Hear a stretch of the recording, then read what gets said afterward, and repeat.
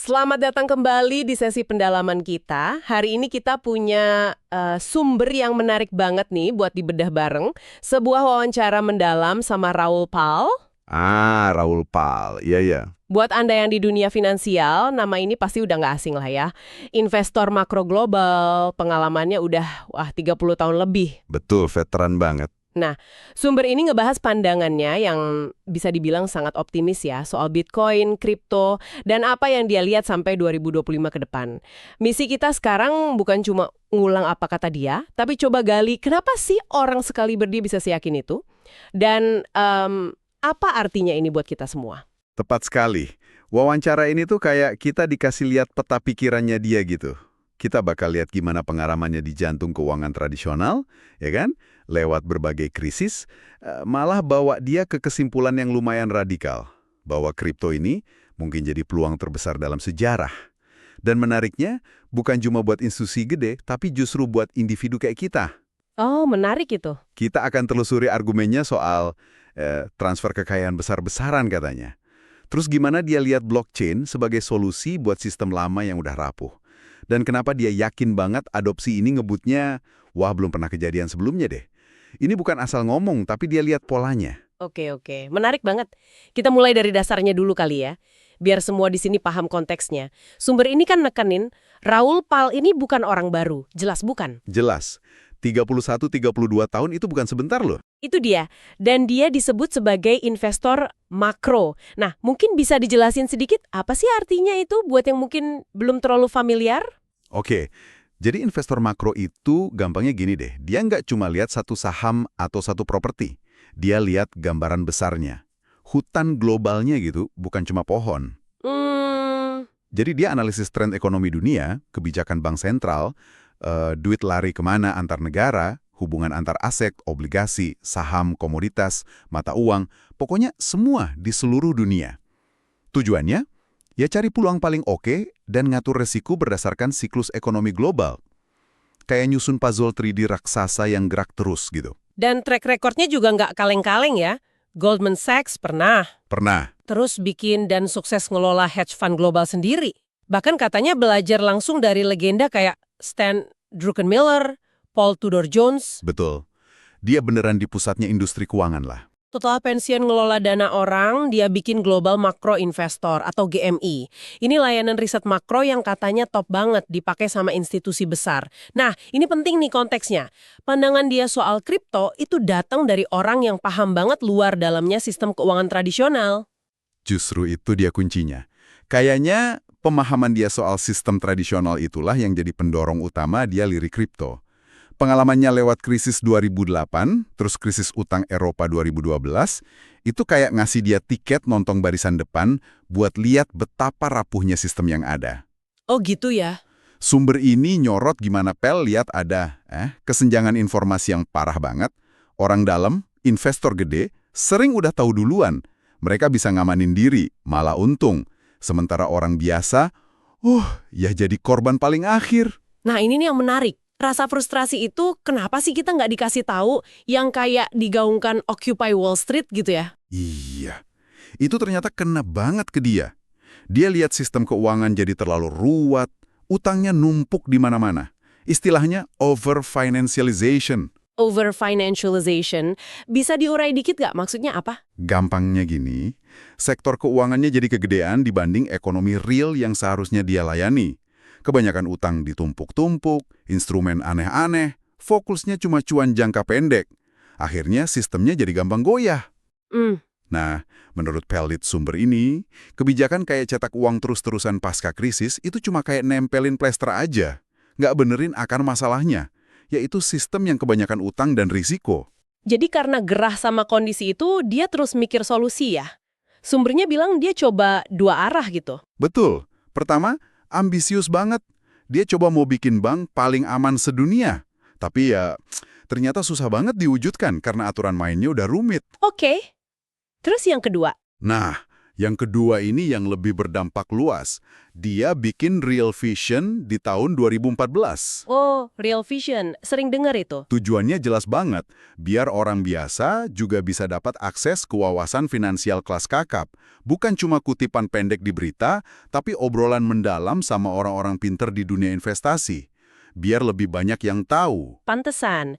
Nah, pas dia lagi riset soal Bank Aman itu, sekitar 2012, ada kliennya yang nyaranin lihat Bitcoin. Iya, betul loh. Dan uniknya, dia nggak langsung anggap aneh atau mainan spekulan. Dia malah, pelajari beneran. Ini titik baliknya dia kayaknya. Sumber ini nyebut dua hal penting yang dia tangkap dari Bitcoin dan teknologi blockchain di baliknya.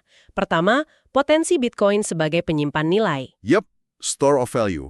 Yang langka dan jumlahnya nggak bisa diutak-atik sama pemerintah atau bank sentral seenaknya.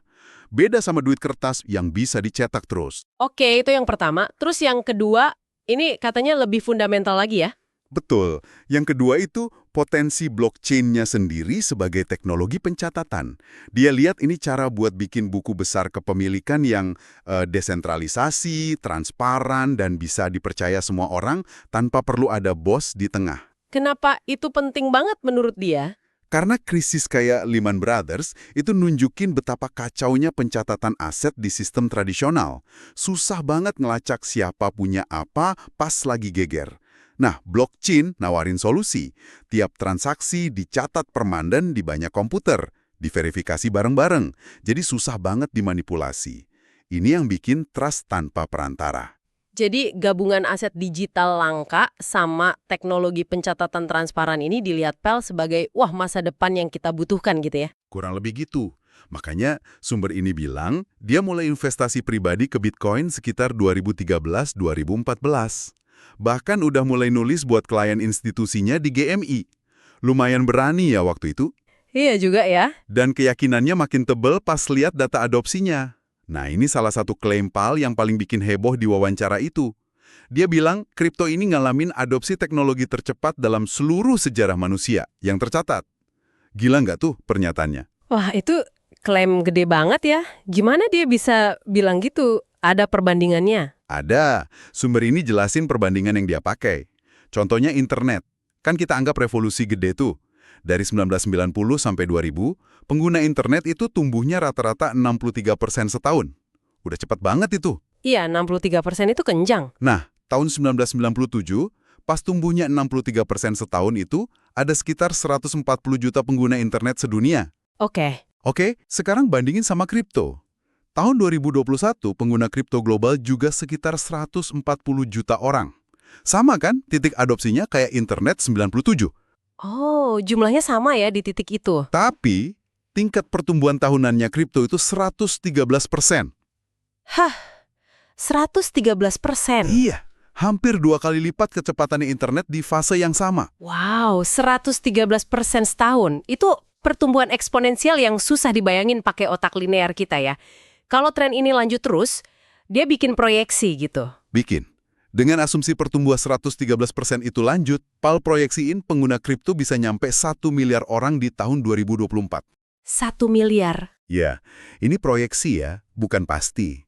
Tapi ini ngasih gambaran skalanya segede apa kalau trennya bertahan. Implikasinya, kata Paul, dalam banget.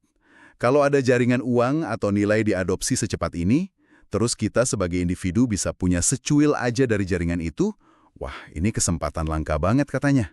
Potensi naiknya bisa gede banget. Oke. Setelah lihat adopsi secepat itu, pasti pertanyaannya kripto yang mana nih?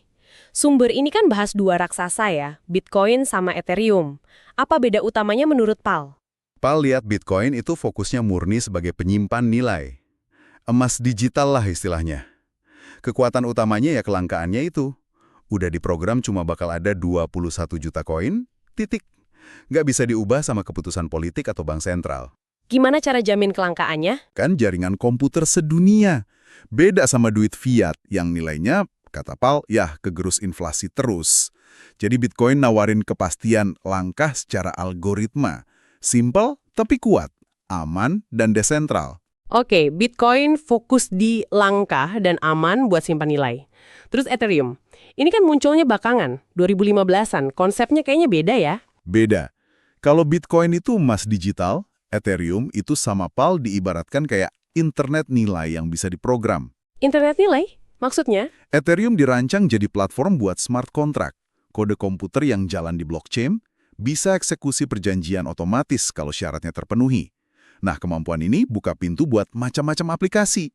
Nggak cuma transfer duit, kayak DeFi, keuangan desentralisasi yang coba niru bank tanpa banknya, terus NFT buat aset digital unik, token komunitas, itu kebanyakan dibangun di atas Ethereum. Oh, jadi lebih fleksibel gitu ya Ethereum. Ya. Karena bisa buat macam-macam, adopsinya gimana dibanding Bitcoin? Nah, menurut data yang PAL lihat, justru karena fleksibilitasnya itu, adopsi Ethereum kalau dilihat dari jumlah transaksi atau aktivitas jaringan, sekarang malah lebih cepat tumbuhnya dari Bitcoin. Wah, menarik. Tapi penting nih dicatat ya, PAL nggak lihat mereka saingan langsung, kayak punya peran beda aja di ekosistem yang sama. Bitcoin jadi fondasi penyimpan nilai paling aman, Ethereum jadi platform buat inovasi di atasnya. Saling lengkapin lah. Sip. Nah ini nih bagian yang menurut saya paling greget ya, inti pesannya Pal di wawancara ini. Dia nekenin banget kalau peluang kripto ini bukan cuma buat orang kaya atau institusi doang. Dia bandingin generasi milenial sama baby boomer. Analisisnya gini, generasi baby boomer itu masuk usia produktif pas valuasi aset tradisional, saham, properti, dan lain-lain, lagi murah-murahnya secara sejarah. Jadi mereka kayak dapat angin buat gumpulin kekayaan. Oke. Nah, milenial sama Gen Z masuk pasarnya pas valuasi aset-aset itu udah tinggi banget. Jadi buat bangun kekayaan lewat jalur biasa, ya lebih susah. Iya juga sih. Disinilah kata PAL, kripto datang sebagai jalur alternatif. Potensi pertumbuhannya beda banget, lihat ada sejarahnya sama proyeksi adopsi ke depan. Dia malah berani sebut potensi naik 100 kali lipat jangka panjang, ya meskipun itu bukan jaminan ya. Gila, 100x. Tapi poin pentingnya soal akses kan, dia bilang ini pertama kalinya investor retail, kita-kita ini bisa masuk ke aset baru yang potensial sebelum institusi gede masuk semua. Beneran pertama kali kah? Apa uniknya? Uniknya, kata PAL, ya karena sifat kripto itu sendiri yang desentral dan terbuka. Beda sama investasi di startup teknologi awal yang cuma bisa diakses modal ventura sebelum IPO. Kalau kripto, siapapun yang punya internet bisa beli secuil Bitcoin atau Ether dari awal. Institusi gede malah masuknya belakangan, karena aturan, pasar awalnya kecil atau belum paham. Oh, jadi kebalik ya dinamikanya? Kebalik, biasanya kan retail masuk pas harga udah tinggi. Makanya pesen dia kuat banget. Sekarang ini waktu kalian. Jangan sampai kelewat gara-gara ragu, sinis, atau ngerasa gaptek. Pesan yang kuat emang, tapi pasti ada pertanyaan praktisnya dong buat orang awam yang tertarik, tapi ya takut juga lihat harganya naik turun gila-gilaan gitu. Gimana cara mulainya? Sumber ini kasih saran spesifik kan? Kasih banget. PAL itu sangat nyaranin strategi namanya dollar cost averaging. DCA lah singkatnya. DCA, gimana tuh? Konsepnya simple banget. Anda komitmen investasiin jumlah duit yang sama, rutin. Bisa mingguan, 2 mingguan, bulanan, terserah.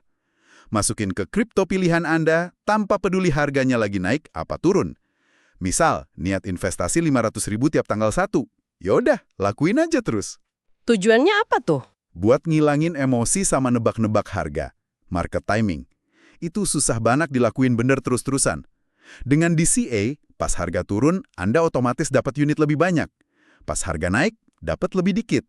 Lama-lama, harga beli rata-ratanya jadi bagus. Risiko beli pas di pucuk jadi kecil. Sumbernya malah kasih contoh nyata soal saudara iparnya dia ya, yang awalnya panik pas harga turun. Iya, awalnya panik banget katanya. Tapi karena terus konsisten, mindsetnya malah berubah. Harga turun malah dianggap diskon. Kesempatan nambah barang murah. Wah, keren ya. Strategi simpel bisa ubah psikologi gitu. Betul. DCA itu bikin kita fokus ke yang bisa dikontrol, jumlah investasi rutin, bukan ke yang nggak bisa dikontrol, harga naik turun. Tapi, ini tapinya gede banget nih. Pak Srino ngasih peringatan keras banget. Apa tuh? Jangan pernah, sekali lagi jangan pernah, pakai leverage atau duit pinjaman buat investasi kripto. Oke, dicatat. Kenapa? Volatilitasnya brutal. Harga bisa anjlok 50% lebih dalam waktu singkat. Kalau pakai leverage, amblas segitu bisa habis semua modal Anda. Kena likuidasi paksa, nggak main-main. Serem juga ya. Makanya, pakai uang dingin aja. Uang yang Anda rela kalau nilainya turun drastis jangka pendek. Kripto ini, kata dia, mainnya jangka panjang. Minimal 5-10 tahun. Sabar sama jangan pakai utang itu kunci mutlak. Oke, peringatan yang sangat jelas dan penting. Nah, kita geser dikit ke konsep lain yang dibahas yang potensinya mungkin lebih luas lagi nih. Tokenisasi. Kedengarannya agak futuristik ya? Iya, tapi konsepnya ini buka kemungkinan yang luas banget. Gara-gara smart contract tadi, terutama di Ethereum gitu, hampir semua jenis aset, fisik atau digital, itu secara teori bisa dibikin token digitalnya di blockchain. Contohnya apa aja tuh? Ya, properti, lukisan mahal, mobil antik, hak cipta musik, buku, film, bahkan mungkin membership klub eksklusif. Yang bikin revolusioner itu, tokenisasi memungkinkan kepemilikan fraksional. Kepemilikan fraksional. Pecah-pecah gitu. Betul, Anda nggak perlu punya duit miliaran buat punya sebagian dari gedung kantor atau lukisan mahal. Bisa beli tokennya senilai jutaan atau ratusan ribu aja. Wah, ini dampaknya bisa kemana-mana dong ya. Akses ke aset yang tadinya cuma buat orang kaya jadi terbuka. Terus bisa bikin model bisnis baru juga. Kayak contoh royalti seniman tadi. Persis. Bayangin, musisi rilis lagu jadi NFT. Di smart contract-nya bisa ditulis aturan. Tiap kali NFT itu dijual lagi, si musisi otomatis dapat persenan, misal 10%. Dia jadi dapat duit terus-terusan, nggak kayak sistem lama yang cuma dibayar di depan. Ini bisa buat penulis, desainer, kreator konten. Fans juga bisa investasi langsung ke kreator favoritnya dengan beli token mereka. Ikut untung kalau kreatornya sukses. Wah, ini udah bukan cuma soal aset finansial ya, tapi udah masuk ke kreator, komunitas. Banget. Dan ini nyambung ke ide ekonomi komunitas. Jadi, sebuah komunitas fans band, pendukung merek, klub hobi, bisa punya token sendiri. Tokennya bisa jadi alat tukar di dalam, hak suara, atau bukti kepemilikan proyek bareng. Kalau komunitasnya maju, tokennya naik nilainya. Untung semua yang pegang. Menarik banget. Ini bisa mindahin kekuatan ekonomi dari perantara medsos, label rekaman, balik lagi ke kreator dan komunitasnya. Pal malah mikir lebih jauh soal tokenisasi budaya atau tokoh publik nanti. Ini benar-benar potensi perubahan cara nilai dibuat dan dibagi. Luar biasa potensinya. Jadi, setelah kita dalami bareng pandangan Raoul Pal dari sumber ini, apa ya benang merah utamanya yang bisa kita tarik? Benang merahnya sih optimisme ya. Optimisme yang kuat, tapi bukan asal-asalan. Didasarin sama pengamatan tren adopsi teknologi yang gila-gilaan cepatnya, plus keyakinan kalau blockchain dan kripto ini nawarin solusi buat masalah di sistem keuangan dan model kepemilikan yang sekarang. Jadi bukan cuma soal cari untung ya? Bukan cuma itu. Ini lebih ke arah demokratisasi. Demokratisasi akses ke info bagus, akses ke peluang investasi global, akses punya aset lewat pecahan kecil, fraksionalisasi, bahkan akses bikin ekonomi sendiri lewat komunitas berbasis token. Visi yang gede banget ya, Pal lihat ini kayak momen bersejarah, apalagi buat generasi yang ngerasa kurang diuntungin sistem lama. Betul. Adopsi cepat, potensi jaringan tumbuh, inovasi kayak tokenisasi, itu semua buka pintu baru. Tapi, ya itu tadi, kuncinya tetap belajar terus, sabar buat jangka panjang, pakai strategi bijak kayak DCA. Dan yang paling penting, Hindari leverage, wajib itu. Optimisme Pal itu bukan optimisme buta kok. Dia tahu risikonya, terutama harga yang naik turun gila-gilaan jangka pendek. oke. Nah, sebagai penutup nih, buat Anda renungkan di rumah, kalau teknologi ini kayak yang digambarin Pal beneran bisa program ulang cara nilai dibuat, disimpan, ditukar, dan dimiliki bareng-bareng, coba deh pikirin sejenak, aspek mana dari hidup Anda sekarang, kerjaan, bisnis, hobi, komunitas, yang kayaknya paling mungkin kena dampak atau berubah banget gara-gara gelombang ini. Mungkin dalam 5-10 tahun ke depan. Pertanyaan bagus tuh buat dipikirin. Itu aja untuk pendalaman kita kali ini. Terima kasih banyak sudah menyimak. Sampai jumpa di eksplorasi sumber-sumber menarik berikutnya ya.